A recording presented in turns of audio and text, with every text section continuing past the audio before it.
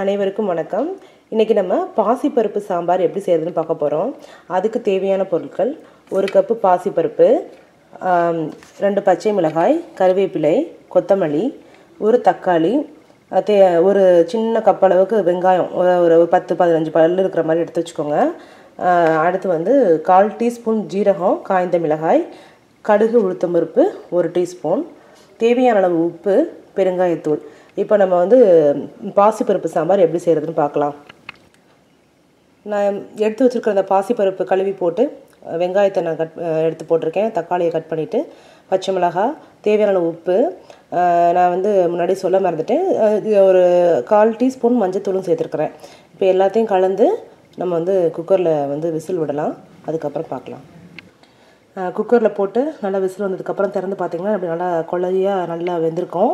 இதை நல்லா சுற்றி நல்லா கிண்டி விட்டு கொஞ்சம் தேவையான அளவு தண்ணியும் இதை சேர்த்துக்கிட்டிங்கன்னா அதுக்கப்புறம் நம்ம எப்படி தாளித்து ஊற்றுறதுன்னு பார்க்கலாம்.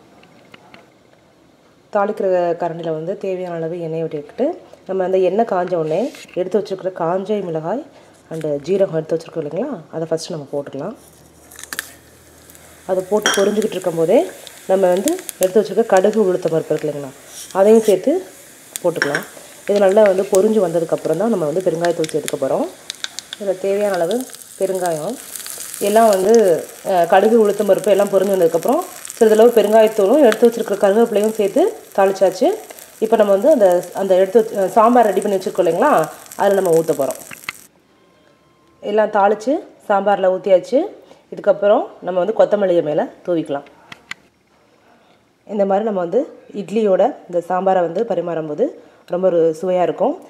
குழந்தைங்களுக்கு கொடுக்கும்போது நீங்கள் சாம்பார் மேலே கொஞ்சம் நெய் கூட சேர்த்துக்கணும் கொடுக்கலாம். நல்லா வாசனையாகவும் இருக்கும்.